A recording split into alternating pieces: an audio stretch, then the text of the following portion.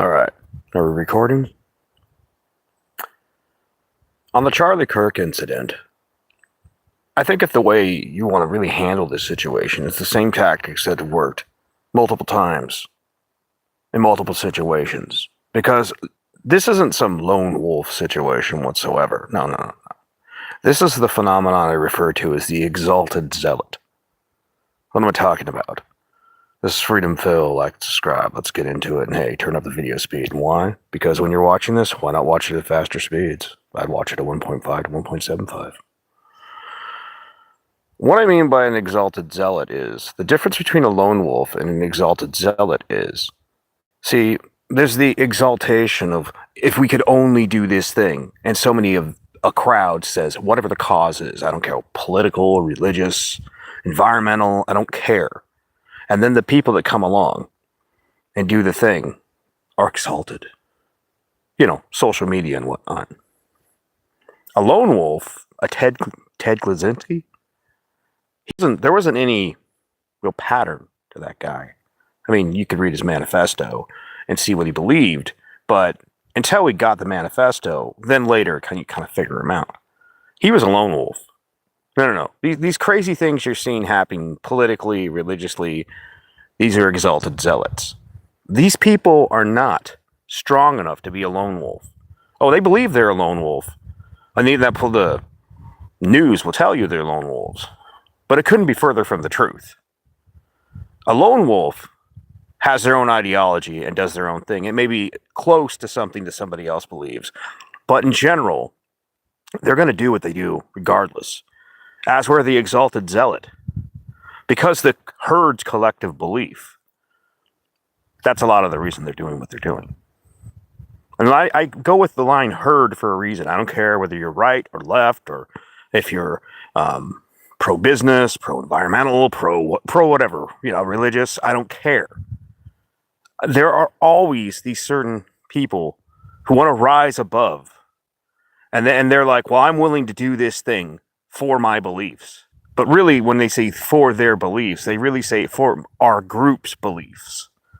Sometimes this can be, honestly, in a war, in a situation where bravery and courage come along, you can see the same phenomenon. But the reason in that case, it's not really a zealot. The difference between a zealot and a hero, honestly, though, if we're being, I hate to say this, but it is, who wins in that situation? So at one point, the rebellion and the villain, if the rebellion takes over, then eventually they write that person as a hero of their time, blah, blah, blah. They were ahead of their time, they were willing to take the sacrifice. But what you're generally dealing with these people is Exalted Zealots. How do you handle this? And the way to eliminate Exalted Zealots is fairly simple. These people thrive with the approval of the herd, for the most part. They're not lone wolves. They're not. Most of their beliefs are a collective of beliefs. And therefore, if the collective disapproves of what they do, then they won't do it. And I don't care. I mean, you've seen this work with other groups. You remember back when, you go back in the day and they were like neo-Nazis. They still exist in like a fragment. Like the whole racism thing. Homophobia. Simply by making it unpopular. Not fucking unpopular. Unprofitable. Popular, profitable. Profitable is more important. And people are like, well, why is profitable more important? Let's just say that you have some wingnut on social media that's basically going out there and saying, do these things like what had happened to Charlie Kirk, the assassination of him. And then that person gets fired, but you have to take it far further. It has to be a scorched earth policy. Well, it turns out, and you do make blacklists, because that's what works. Because these people are not lone wolves. They're not strong enough to ever be that, and they never will. They are basically groups, and occasionally one of them evolves into a problematic individual, the Exalted Zealot. And why I say exalted is after they do what they do, that's where you see, that's where it becomes harvest time for fucking morons. And they're like, oh, what do you mean? Simple as this. When those people go out there and they say some vile shit on the internet or wherever, you don't just fire them. You pay attention to all their social media friends groups. And then make it pretty well quietly known. Like a blacklisting of sorts. Canceling. Oh, you associate with that person and their crazy beliefs? Boom. It's harder for you to get a job. It's harder for you to get a loan at a reasonable rate. You make every fucking facet of their life harder.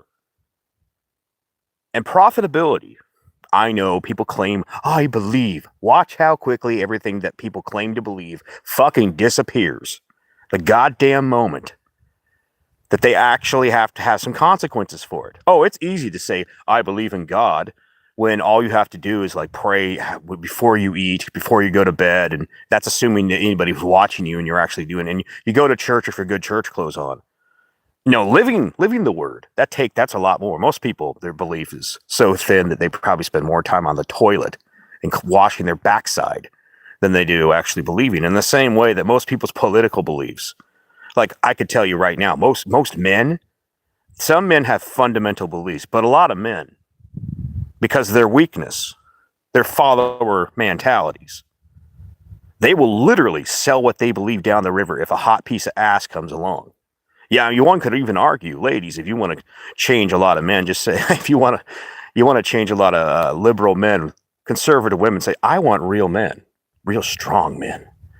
And just give them an eye wave, a little kind of, and then like when these guys are like, hey, I want some of that. Watch how quickly the fucking liberal zealot dudes, because you notice it's not women. It's not women generally doing this. It's weak men trying to impress, trying to be part of the group, part of the herd, part of this, part of that. And I want to rise above and I'm willing to die for it. They're like, maybe their life is totally shit and they're just like, fuck it. Maybe they're high on drugs and shit. But there is a strong argument, like a lot of what you see in society. If women started saying, I want a man who has, say, for instance, a paid off house. Like, it doesn't have to be the Taj Mahal, but I want us not to be in debt. Watch how quickly men would shape to be that. Because when you see a lot of these cases, these assassins, they're generally men. And sometimes, these days, they seem to be trans men. Now, there are cases where women do hideous and heinous things. But you have to think about this for a second. Now, put this in perspective for a second. If a lot of those young men, sometimes middle-aged men, I don't really see a lot of old guys. Occasionally, there's an old guy that does it. But if those guys had a decent, normal, stable life, wife, children, or whatever, if you happen to be gay, straight, whatever, trans, and they had just a normal life, they lived their lives, do you think they'd be out there bombing and shooting people? No. But imagine for a second that if you, because of the association effect, if you basically did something that was that fucking heinous, that it blacklisted not only you, but your friends. Now, if you did something that heinous, you're going off jail. I don't care. Insanity. I don't give a shit. You'd be getting the execution. But then the people associated with you have such a black mark on them that they have a shadow effect on everyone they know, and everybody they know are like, oh shit, I don't want to be associated with that. All the shit would disappear because most of these people are cowards at the end of the fucking day. That's the truth of it. They're cowards that all become really fucking strong. Pardon my French. And by the way, if I swear too much, this channel isn't for kids. And if you're a pussy, that's your problem. I'm just being real. All these fucking people. When cowards get together, they become the strongest motherfuckers you've ever seen. Because with their group power, they think they can basically control the world. We're the crowd, we're the rebellion, we're the this, we're the that. No, most of you are just a bunch of pussies that are playing follow the leader. And you know why a lot of people follow the leader? If you really want to understand a lot of this mentality in society. Because it's easier to have a leader. It's easier to let somebody, like Republicans are famous for this. Won't anybody but me, do something about the problem that I'm concerned about? But that's the same mentality you see with a lot of these leftist groups as well. They want somebody else to do the dirty work. They do the dirty work, and then basically what ends up happening is that they don't have to do it. Oh, they may not themselves They wouldn't dare do it themselves because they have something to lose, but they'll smile. And that's where it comes onto social media. What, did you find that mouse? Yeah, go get that mouse. He's had this kind of little war going on with a rodent around here. But I'm telling you, it's the Exalted Zealots that are created by these people online or in any space, basically going cheering it on. And the moment it becomes an absolute negative to be that person socially, and I'm talking when to be associated with that person, this shit ends. Like when people are like, man, I worked this many years to get my degree and did this. And by the way, you saw this back during the McCarthy era. You've seen this in the last number of years where it's like you said a wrong word at work. Oh, you said a nasty word 15 years ago when you were a teenager. Oh, you're getting canceled. You know, it's like, come on, apply that same treatment to the people that have been applying it to you and watch how fucking quickly, and apply it to their friends, their family, all their friend groups online, and this shit stops in record time. Otherwise, they're going to keep on doing it. And why? Why will they keep on doing it? Well, because there's no consequences. Their zealot goes out and does the work they wanted to do themselves but wouldn't have the balls to do. And then they all cheer him on, and then another one evolves out of the patch. So if you want to get rid of this, you have to start blacklisting people. Sorry, there's this cold hard truth. Because most of you're not strong enough to achieve shit on your own. You're not. That's why you're part of a group. That's why you're part of a herd. And I don't say that to be mean or cold or anything. I'm just saying what it was actually. It's like, just an example, look at communism through the course of history. Like, you have a bunch of people who work their ass off to build something up, and they're the bad guy because what? They have more land than you, or have slightly more money, or maybe they own the factory, you know? Well, fuck that guy. I know my grandfather was just drinking at the bar all the time, but that's not relevant. It's not relevant of what my grandfather and great-grandfather did back in the day. No. Now, let's just take the fucking land and the factory from that person. And then if you get enough loser people together, I don't care, right, left, you know, what, religious, whatever. You get enough loser people together, they will do this until there is consequences for their dumbass behavior. So, yeah. You want to end this reign of exalted zealots?